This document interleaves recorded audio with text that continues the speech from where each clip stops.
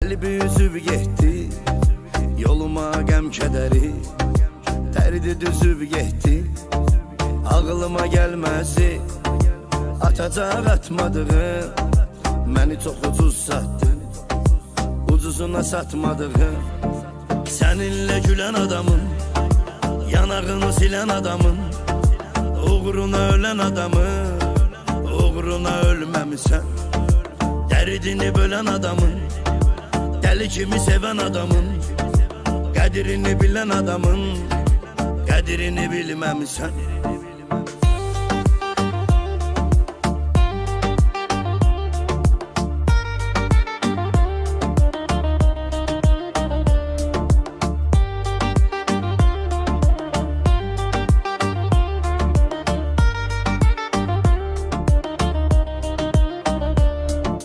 Dözərək dərdlərinə səfasını çəkdiyim, bir ömür peşmanıyam, bəlasını çəkdiyim, bütün ümidlərimi kəsib qırıb getdin, sən mənim ürəyimdən qəfil vurub getdin.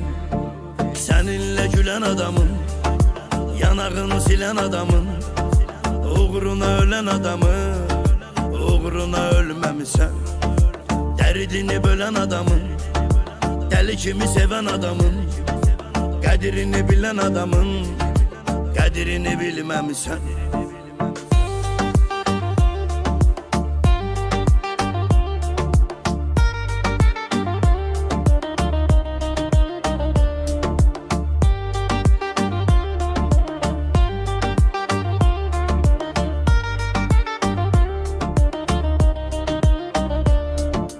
Qalmadı məndə dözüm, dözməyə təbim yox, gəl üzmə mən qəribi, çox istirabım çox, inan olacaq peşman.